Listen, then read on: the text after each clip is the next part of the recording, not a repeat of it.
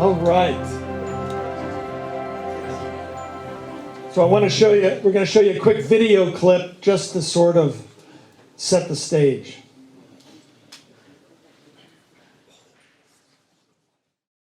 One of the things that I think it's important to recognize is the makeup of the teams in the 69-70 timeframe. When I joined the team, Bill Wheat was the lead. Bill Wheat was shot down one time in Vietnam and wounded. Vince Dinelli was stationed at Chu Lai, flew 170 or 60 missions. I don't have the exact number right now. I had had 2 tours and lost 1 airplane. Rick Milson had come out of VA 192, I think it was 192, and had 1 full deployment. Number 5 was Johnny Allen, who had been an F8 driver and had had a tour in Vietnam. Steve Shoemaker had had 2 tours in Vietnam. Rick Adams, number 7, had been shot down twice as an F8 driver. He was the first American pilot to be combat limited by virtue of having been shot down twice. So Dick Schramm was the NFO, number 8, and he had been an A6 BN in combat.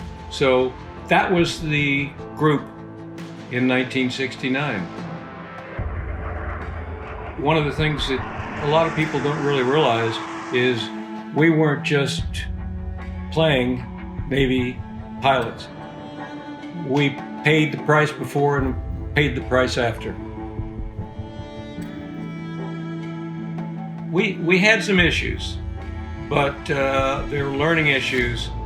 But generally, it was a continue and learn from what your first year was. I mean, any first year of any airshow aircraft on any airshow team is going to be a learning year, and some of the lessons are hard.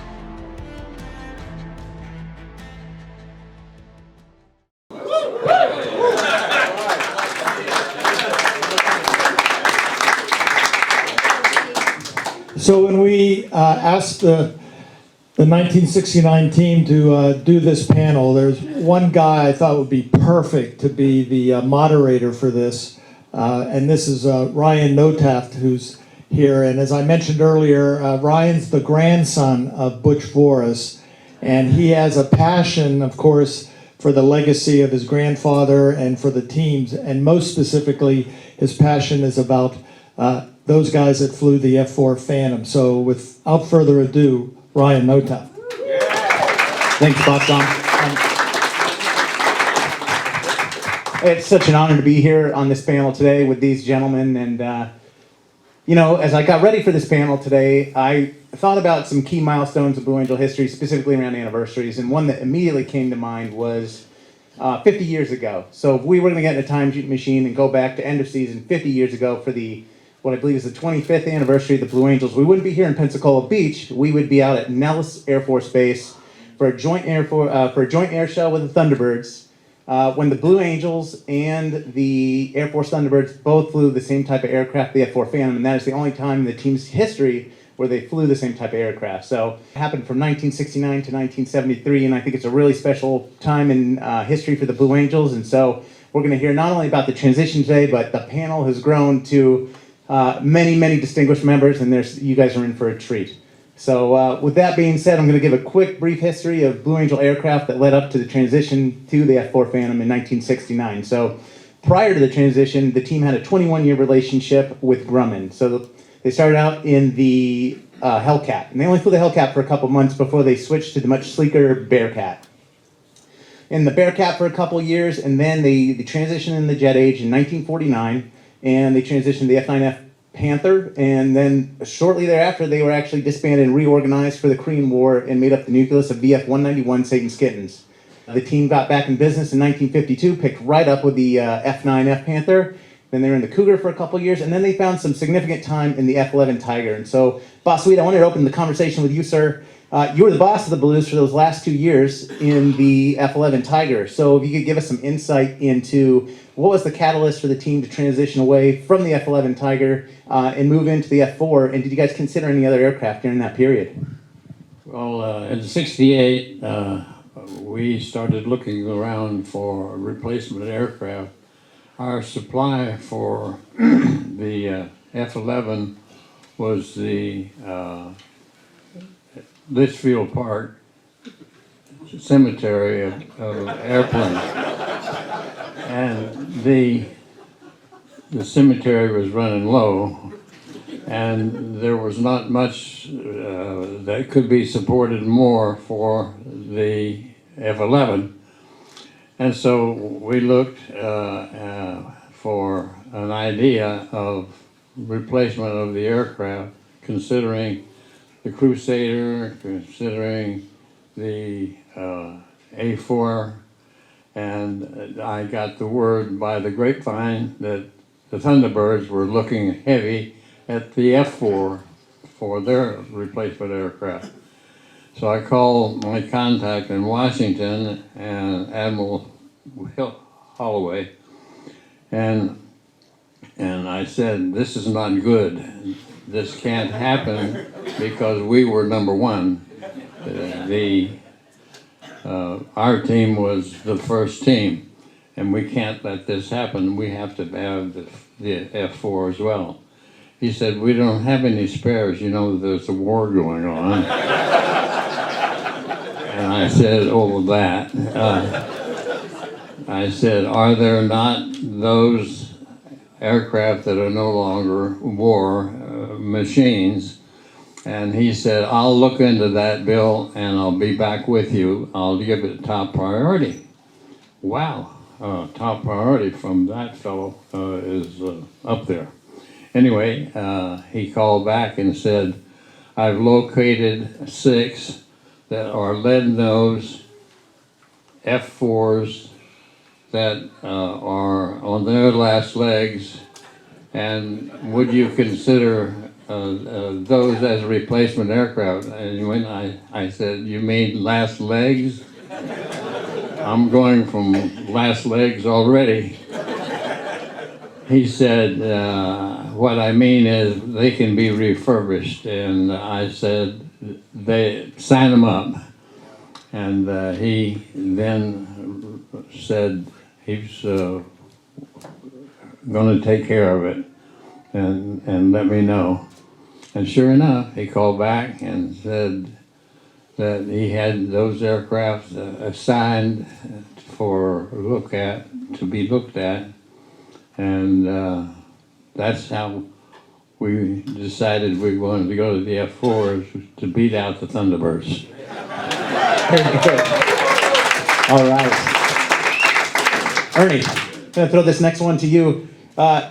You were an A4 pilot, and most of the team didn't have F4 experience when the transition was being made. You want to give us some insight into how the team learned to fly these F4s with pretty minimal experience?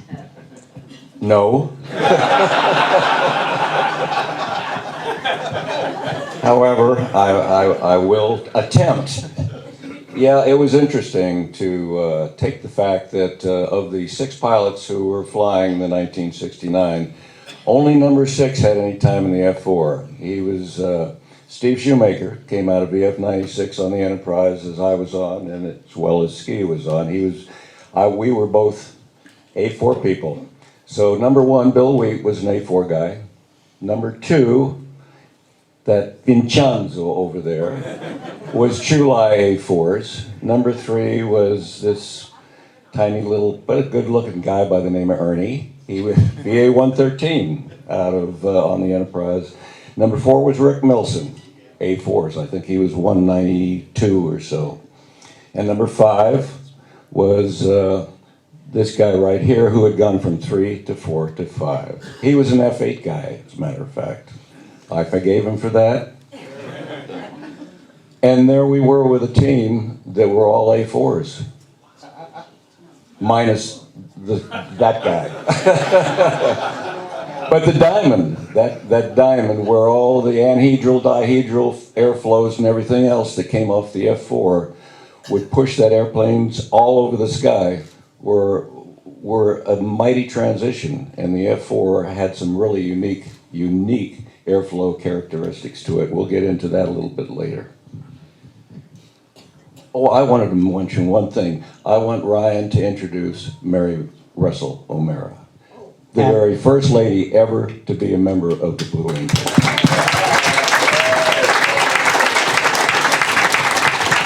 And an honor to have you up here, Mary, and we're going to hear about your journey to the team. Real quick, I put up a picture on the screen here that Vince, you want to give an overview of what this banana dispenser in your plane was and how that came to be? I can thank the rest of the guys for that.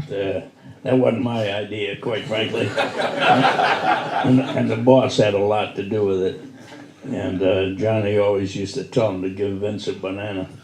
So they talked to the guys at McDonnell Douglas. Next thing I knew, I had a banana dispenser in my airplane. And it worked. It dispensed a banana pill. It wasn't really good tasting, but I tried it a few times.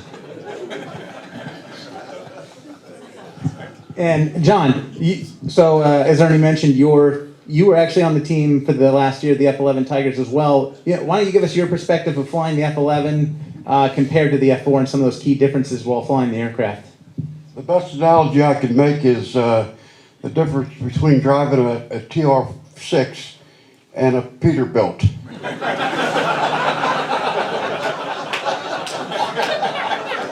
Yeah, the F4 was a great airplane, a very safe airplane because it had two motors, good ejection seat, which the F11 didn't have, a great one, and but it was a bit of a truck to get around the sky. You know, it blacked out a lot of the sun, made a lot of noise, and was a pretty darn impressive airshow airplane. It actually was a good airplane for us, and I'm glad I flew it.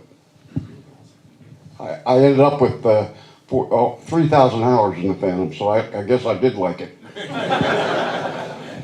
And Mary, how did you find yourself on the team? Were you the first public affairs officer? Not public affairs. I helped Dick out, but Dick was the PAO.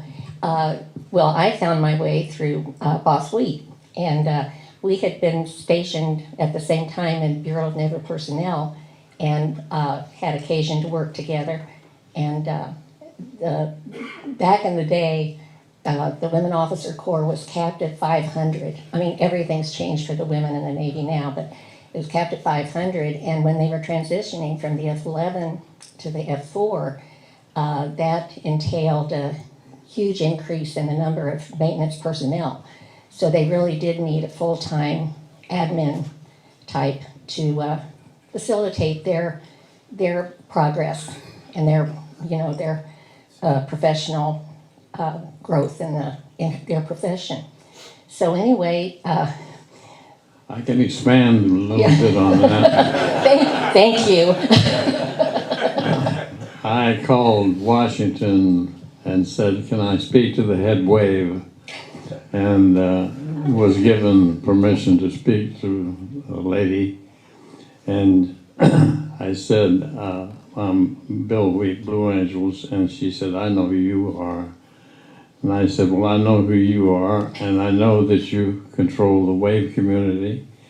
And I would like to know and offer that we should have wave representation on the Blue Angels. Wouldn't you like to have that exposure? And she says, Bill, let me get right back to you. I'm not busy, but I'm going to be busy. And she called me back and said, can I send you applicants? And I suggested that it could be done quickly. Mary Russell walked in the office. We're all there. We looked at Mary and said, can you fly? And she said, I can learn. I said, well, then you must be here for a different reason.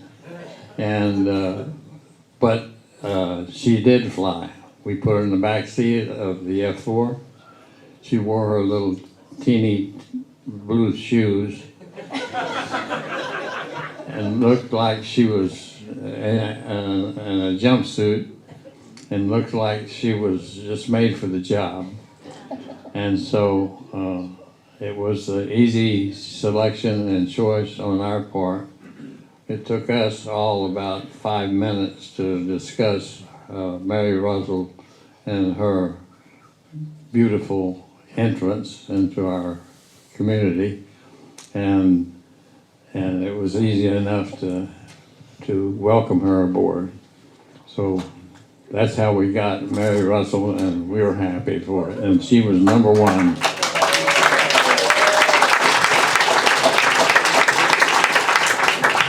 Osweep and all of you wonderful Blue Angel pilots, teammates, it was certainly my privilege and honor. Thank you. Awesome.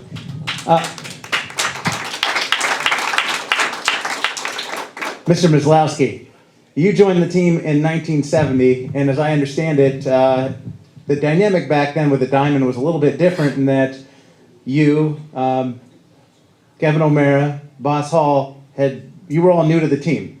So there was only one experienced Diamond pilot for the 1970 season. Not something we see today. You want to provide some perspective on your entry into the team and how difficult it was in that first winter training with just Ernie kind of leading the way there. Oh, that was tough. Well, first of all, I thank you for inviting me to be on this panel, because I'm not part of the 69 team that did the transition. It was quite an experience, and I'll never forget the first eye-opener that I had, and I'll make it very short. When I was fortunate to be blessed to be picked for the team, I went to Pensacola, and my first flight was in the back seat of number 4 with Rick Milson. And we went out and did the Diamond, and they came taxiing out of the line, and I'm looking down at this wingtip. I'm going, geez, well, I'm sure they're going to open that up. They got out to the end of the runway, and up we went, and Rick goes into the slot, and I'm looking up, and these wingtips are flapping above me, and I said, what the hell did I get myself into? But the transition was easy. We had a very experienced slot pilot. We were blessed to have a great leader in Boss Hall, who, in my endorsement on a book that our flight surgeon, Dr. Keene, wrote on Harley's called Left Alive to Die, I made the comment, and there's Dr. Keene right there, our flight surgeon, and I said Harley was a hero, a mentor, and a friend. And we had a great boss. We had an experienced slot pilot. Kevin O'Mara was the right wing, and he was a rock. I was the shaky guy. I'm the one that Ernie had to always keep ducking out of and hollering at. So it was an easy transition. Great. Mary Lou Hall is in our audience and should be recognized. Mary Lou. And Heather. And Heather.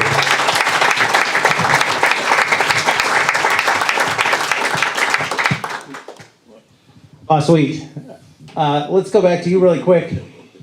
You actually had to build a demo from scratch, essentially, with new airplanes that, as we've heard, you guys didn't have much experience in. So what was your process to building a demo with some new F4s out there in El Centro? Well, we kick the tire, light the fire type thing. Kick the fire. Kick the tire, light the fire. That was first, getting those two things first in the right order.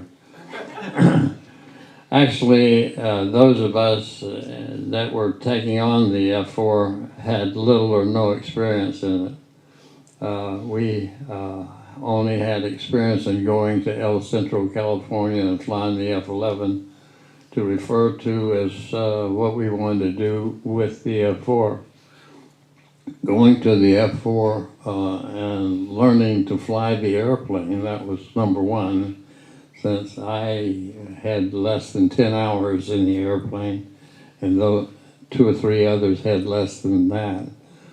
And we took off, we actually got an ATOPS brief and the ability to fly an indoctrination flight down in Key West, and we went down there and in a half-hour brief with the NATOPS subjects. Then we manned aircraft, and the instructors there showed us how to start them.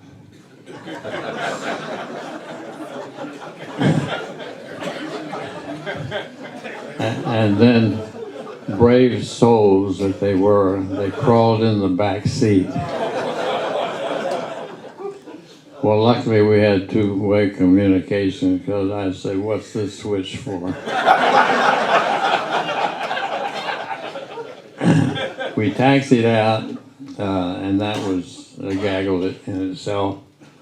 And then to get on the runway, take off, a flight of 4, in a formation that I got airborne and everybody else was down still on the runway.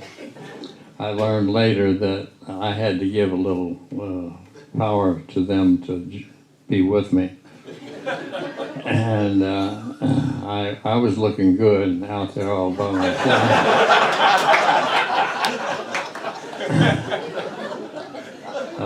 We joined up, and that was one of the more dangerous things that you probably ever would have witnessed. And we flew around in a flight of 4 for a while, and then joined up with the other 2 aircraft and flew around just in circles mainly, just learning to be in formation was the important thing that we were enjoying really. And that started our ability to fly the F4. We then went back and debriefed. We got in our other airplane that had brought us down, and went back and allowed us how that we were going to enjoy that airplane. So that was our brief and first introduction to the F4. My instructor was a guy named Tubby Johnson, who was a heck of an F4 pilot. He got in my back seat, and we went out, and as boss suite said, we fairly quickly joined up and started flying formation and doing some mild maneuvering, and Tubby quietly said to me, "Are you comfortable doing this?" I said, "Yeah, I'm pretty comfortable." He said, "I've never been parked this close to another airplane." I am not comfortable.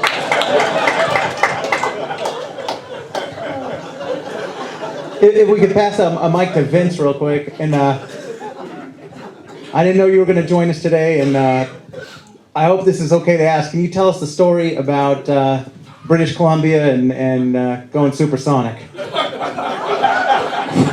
Well, I really thought it was Ernie, but I'll take the hit for it. It's never been proven. Yeah, we were doing a 4-plane cross, and a little bit of wind out there, and I got kind of sucked out of the formation, and Johnny called and said, "Hustle, Vince." And I put it in burner, and I thought I was doing about 9-9, but hit that lake and went 1-0 for a brief second. At least a foot sideways. And You made the crossing. yeah, well, I made it in time. But knocked out a few windows on the street in Kelowna. And when we got back, they had signs, "Yankee, go home," and things like that. Well, that night we had dinner with the city fathers, and I thought they were gonna tell the boss to go home. But they were so happy. They were on every TV station in Canada. Kelowna was on the map. And the next day they had people coming to the air show they'd never had anticipated. The hotels were full, the restaurants were packed. There's a line of cars coming in to see us break the sound barrier again or do something. But they were as happy as could be that the air show was such a success after that, and the boss wouldn't let me go supersonic anymore. And oh, by the way, they sold every piece of plywood in that province. And on the plywood, they had, if the Blue Angels can do this, what would the Blue Devils do? And they had Yankee Go Home. This was an international incident. The State Department showed up with a money box. People lined up and they were given money, American money. I didn't know that part of it, but I would have written them a check. This question can be for anyone here, but something we don't see with the current team is colored smoke. And I understand that the colored smoke may have ended during your guys' tenure, so could we get that story? The colored smoke came from canisters that were inside fake sparrows on the side of the airplane, a red and a blue dye. Smoke was the oil dumped into the exhaust. We flew with the red, white, and blue as on occasion, and we would use a switch to that position, and it would dump fuel mixed with this dye, and there'd be the blue vapor and the red vapor, and the smoke again was the oil burning, and that worked real good. And until we landed on one occasion, and I got a call from the commanding officer, and he said, "I don't know what you're doing, but there's a young lady standing in front of me with on her white skirt or all red and blue and she's insisting that I buy her a new skirt. So whatever you're doing, don't do it." She was on the golf course, by the way. And so we decided that we would make sure that switch was turned off when we were dumping fuel, which we'd like to do so we weren't landing heavy with wing fuel.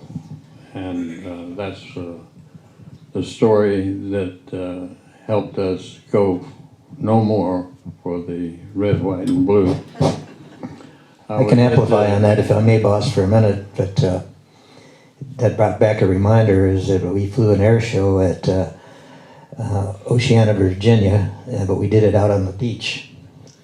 And same reminder, we were done and we came back in, and Admiral Holloway at the time came down to say meet the team, and he had his summer whites on, and they were summer white, red and blue.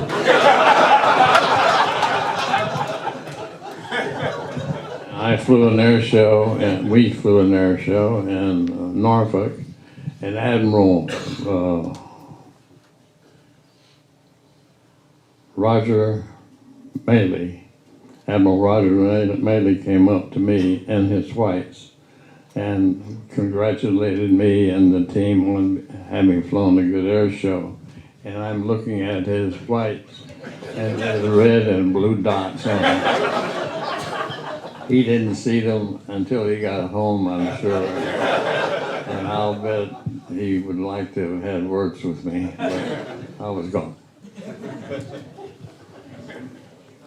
And John, you are one of those unique guys that has flown in both the solo program and the diamond program, if I'm correct. You want to give us some insight in between the difference between the two, and which one did you personally enjoy more?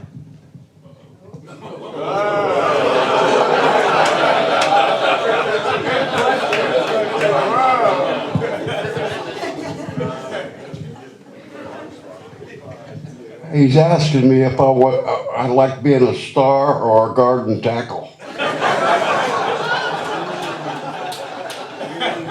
Actually, being a solo pilot in the F4 first year, it's a lot like driving through Atlanta. You know, it was a brand new airplane and a brand new show for me. Two difficult maneuvers for me took on.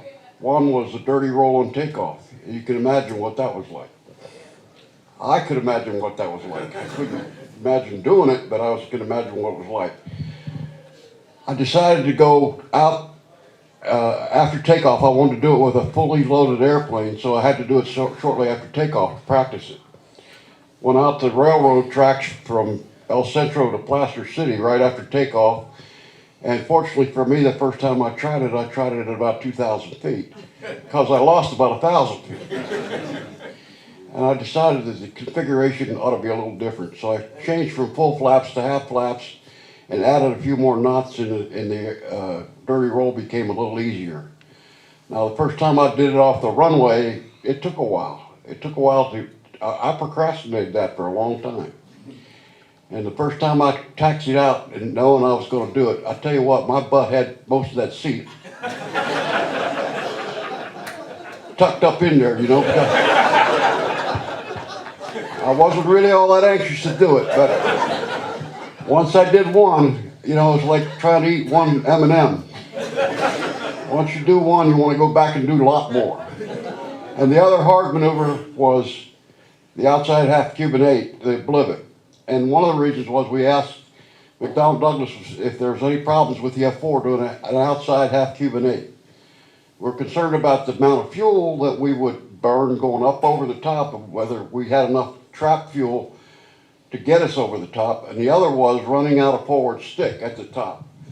They were comfortable with the fuel thing, but they weren't. McDonnell Douglas was not comfortable about running out of forward stick. I wasn't comfortable with that either.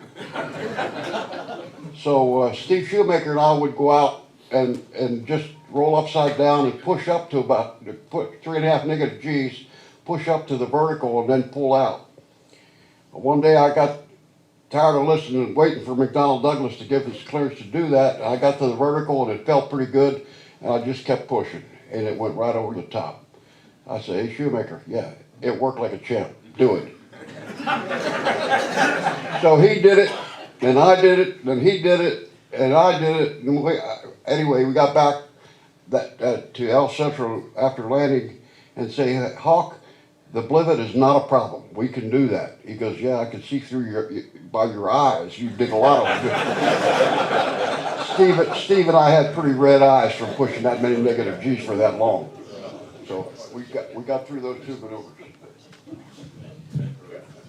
There's something you need to realize. The normal progression is a year flying number 6, then move to number 5. All Johnny knew about number 5 was what we had in the debriefs and what he saw in the air shows. And my hat was off to him for flying number 5 for the first time. Go ahead. I was just going to make a note for those of us, we haven't discussed the fact that MacDoug made some fairly significant changes to the control system on the F4. Originally, the F4 had an air bellows system that created the pull.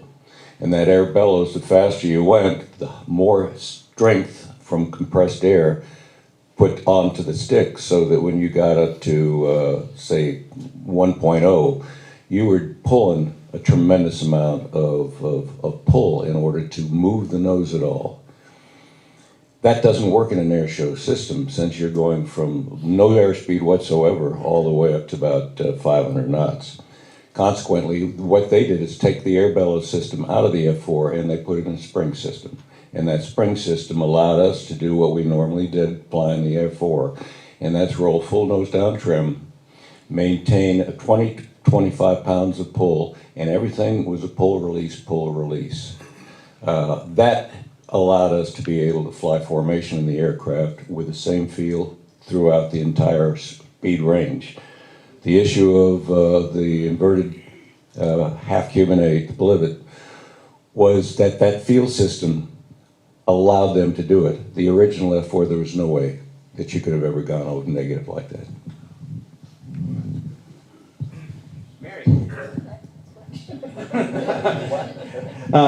I'm pulling this from memory from a conversation we had 5 years ago, but I think you told me about a pretty eventful backseat ride you had once, maybe through some bad weather in one of the back of the Blue Angels. Is that? Oh, wow.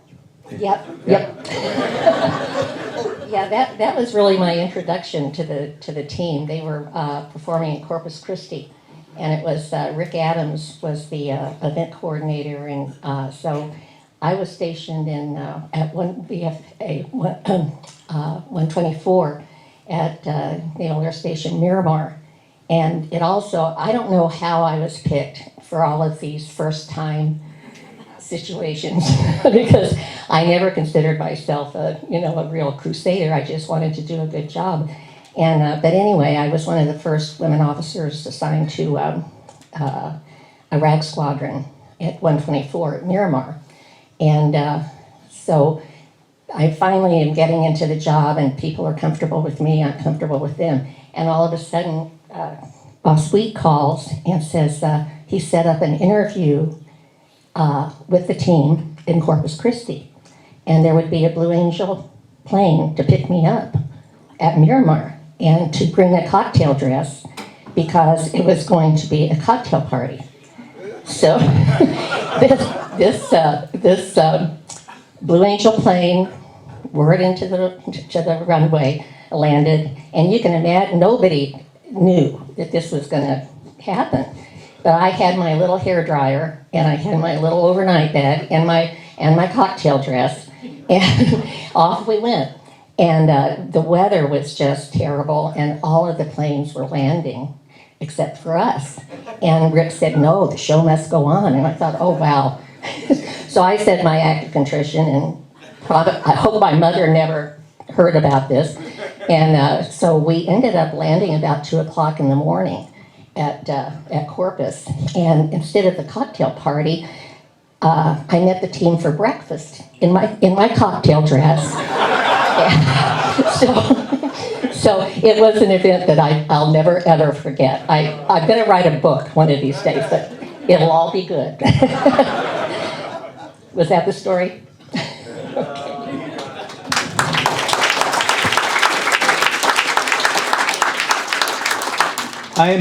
Go ahead. This is not a cocktail dress story, thankfully. What Ernie commented about the flight control system and the aerodynamics of the F4, I learned, thankfully, a happy ending in El Centro when we were in winter training, and we were doing delta maneuvers. And Ernie had a hydraulic failure, I believe it was, and so he went back and landed, and so now we switched into the big V. Well, we're doing a big V loop, and we get in the vertical, and the flight controls were such that Steve Shoemaker came right up through my wing, took off the nose of his airplane. The next thing you know, we're in the vertical, and I'm looking at Steve face to face. The airplane's rolled again. My stabilator went through the back canopy of his airplane and pulled out the ejection seat. And thankfully, we both came back and landed, and applauds to our maintenance crew. And about 3 days later, I flew the part and parcel thing to over to North Island to be repaired. So, there but for the grace of the big guy. Ernie, speaking of delta maneuvers, a favorite for everyone, the delta landing. You saw it from two angles, the left wing and the slot. So why don't you give our audience an insight into flying a delta landing in an F4 Phantom? I would, except I would always close my eyes. I just didn't want to see it. There is a uniqueness to a delta landing. It required a 300-foot wide runway. You had to have the wide runway so that the gear, the stop gear that was normally there, was not in the way of your starboard main as you were rolling out. The tough positions to be in were obviously number 5 and number 6 in a delta landing. Being in the slot position, we did the diamond landing, and the delta landing made no difference to me, except for the screams that came from any one of the members saying, "Oh my God, this is it, we're gone."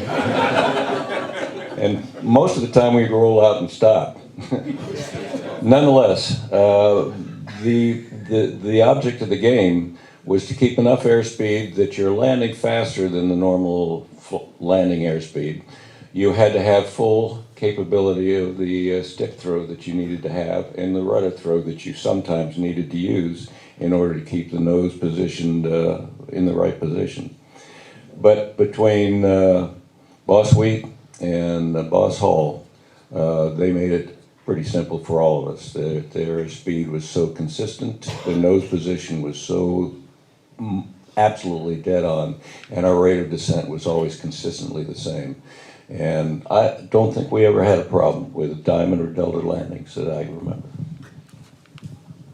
And Mr. Maslowski, you guys got to do some overseas trips in your first year with the team and your second year of the team. So let's see, 1970, you guys went to Hawaii, and I think you also went below the equator. So we'd love to hear about that.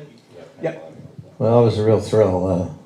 We went down to Ecuador, South America, did Panama, and then down to South America, and that was quite an experience. At base altitude is 10,000 feet, short runway, and we were doing all of this to keep the airplanes in the sky, and complete different flight controls as you can imagine.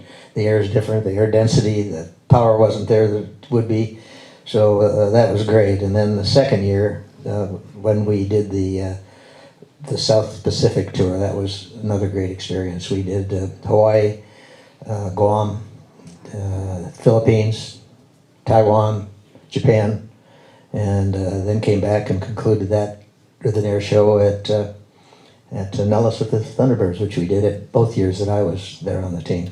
I'm talking too much, but I want to comment. The Delta landing was one thing, but another hard landing was the Echelon landing, because that was the dynamics, and I'll never forget the one time we did it, and I think it was either you or me that didn't have a chute, because that was the thing. You landed in Echelon and then you deployed the chute.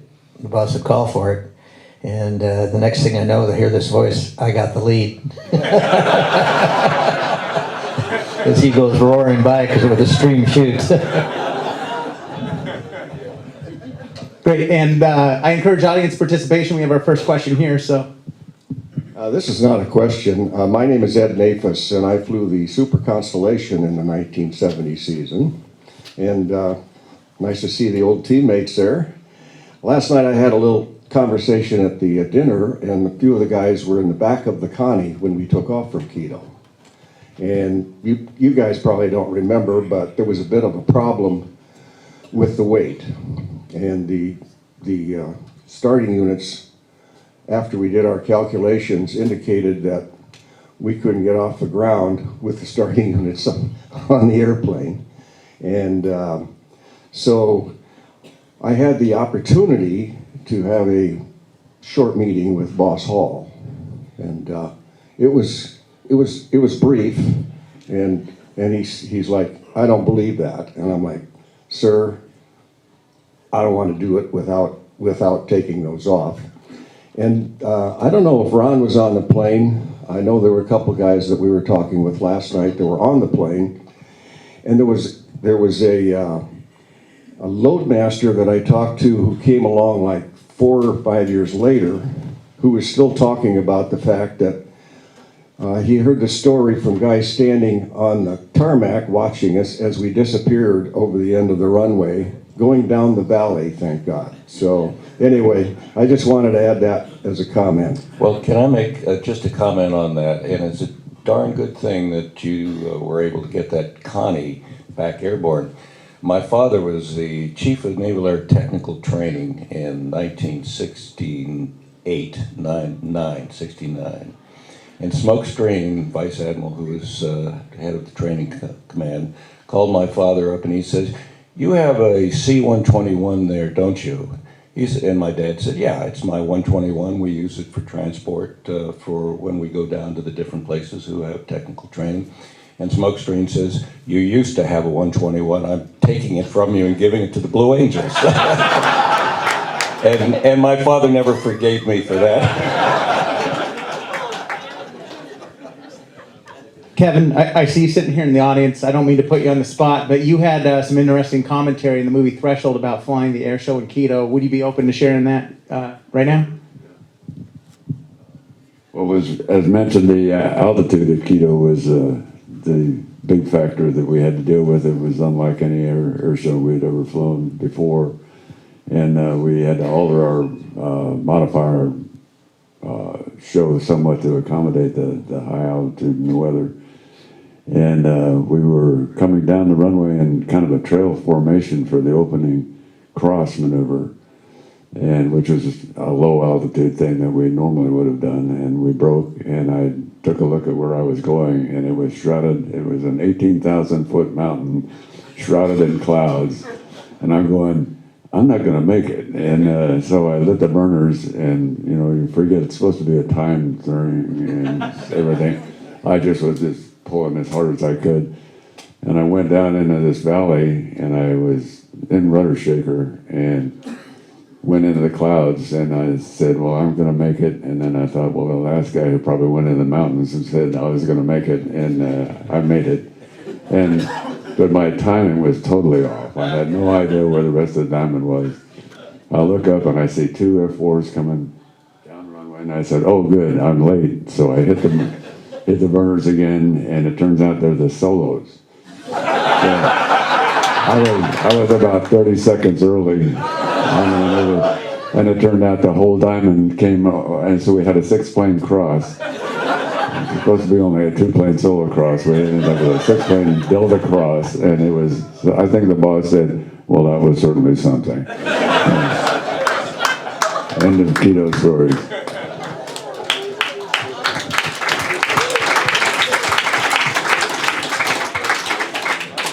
Boss, we have some maintainers in the audience. I know they were a big part of the success of the transition to the F4 Phantom. Can you talk about your appreciation and the value of the maintainers during your tenure in the team?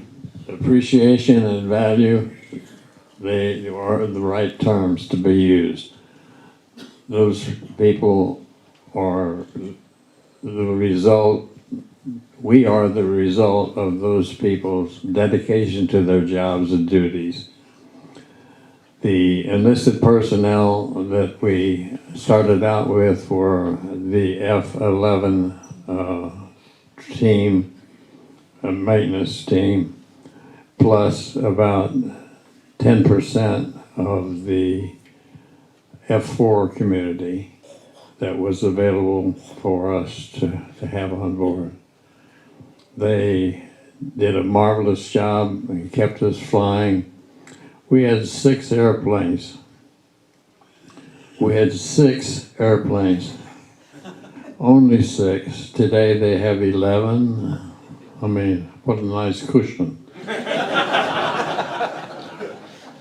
We kept 6 airplanes. They kept 6 airplanes airborne.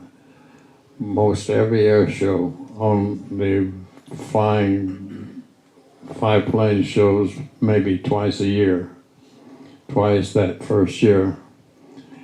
So they deserve all the credit for the success of the 1969 F4 community. As an item, I'd like to see a show of hands of F4 drivers. F4 drivers.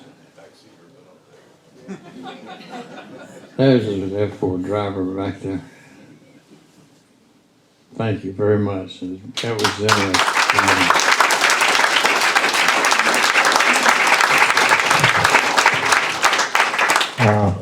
One last thing, I guess, about ready to break here. I think one of the favorite sayings we had on the debrief, and I'll never forget my boss Hall. We were then there, and you know, within the team, you critique that's good or bad, and my boss said, looked at it all. He said, "Well, look good from up front." And I can say that the bosses do know that it looks good from up front because of Mary Lou and Rita Knott that are here. And I'd like to acknowledge them again and thank you for showing.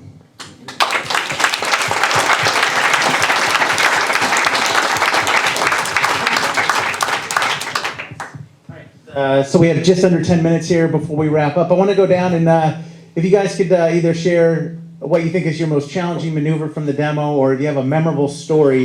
You didn't fly the demo. What's one of your most memorable stories, whether it was in the air or engaging with someone on the ground?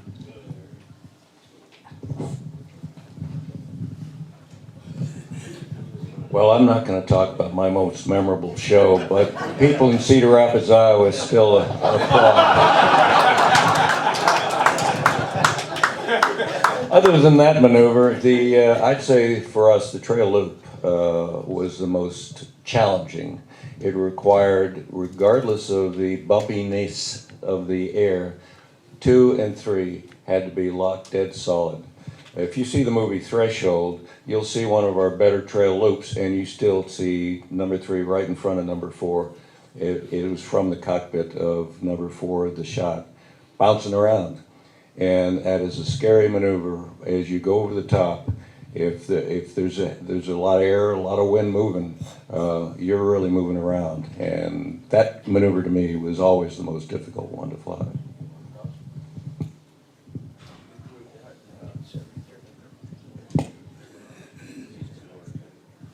It's on? Okay. Delta landing. I did my first one in the in the F11. And when we touched down the first time, the only thing I can compare it with is if somebody dropped a trailer truck full of trash cans off a 6-story building. That's what it sounded like in the airplane back there. I thought, my God, how can these airplanes take that? And then we did it in the Phantom, and it was twice as loud. You don't see or hear that from at the air show spectator level, but in the airplane, it's pretty impressive. I'll jump back. My most difficult one was climbing up the ladder to get in the airplane. And they used to say if you end up with your butt, the stick up your butt and your head knocker in your teeth, you've started on the wrong foot. But I echo what Ernie said. The trail loop was really a tough one because every excursion was amplified as it went down down to number 4. And the other one difficult for me to start with was the line abreast loop where you're looking sideways. It's something unnatural about looking in the cockpit of the guy you're flying next to.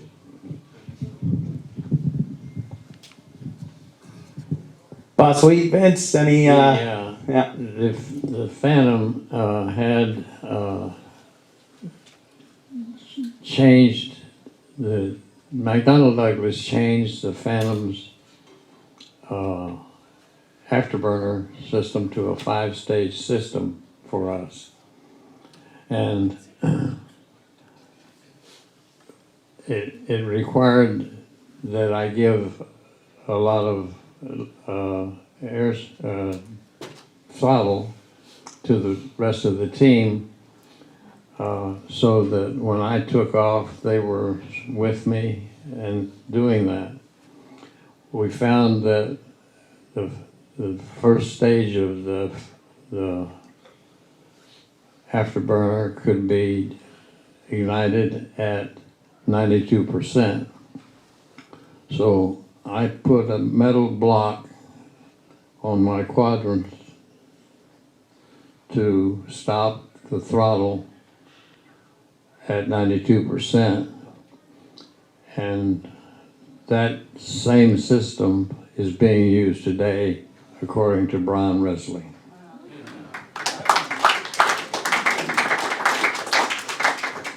Vince, you want to weigh in on the most challenging maneuver for you? I'll echo what Johnny and Ernie said about the 6-plane landing. That was always very exciting.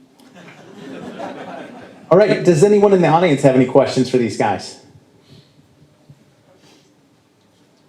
Share a story. Yeah. From the eyes of a 10-year-old in 1969, I was at NES Lemoore, and I watched this show, and it inspired me to have a career in the Navy as well. My father at the time was a skipper of VA 147.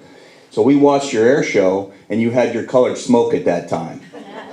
Well, I remember coming home, and the XO's wife came over the house, and she said, "Hey, Skipper, we got a problem. My white Chevy Impala has colored smoke on it." So the United States Navy bought her a new paint job.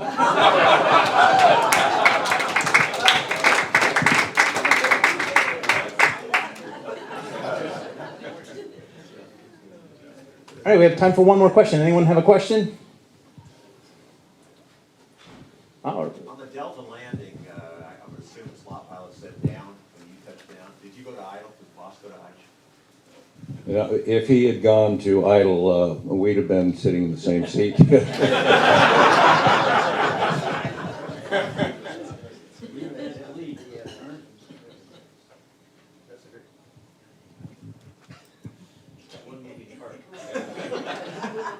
And he used to fly airplanes. Yeah, that's a very good question, and Ernie and I just amplified. Even the Diamond, which is not, the Delta landing was not much different than the Diamond from the number 1 and number 4. When you were in the slot, you'd fall down and they'd disappear. The boss is gone completely, and the next thing you see is the airplane coming down in front of you. And actually, with him keeping his power up, he blew you back. He stopped your roll. So that was a positive aspect of that. Maybe before you did a wheelie if you didn't go to idle. all right, well, I want to thank you guys for being a part of this panel. And before we break, I want to acknowledge a few of the F4 maintainers in the room. We have Mac Pros with us.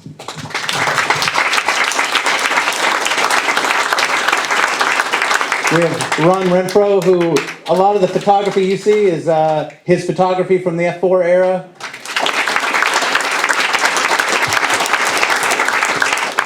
We actually have Boss Wheat's crew chief today.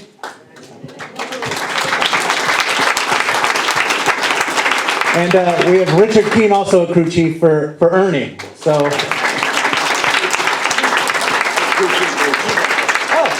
Harry Chestnut, ladies and gentlemen, crew chief for Steve Shoemaker.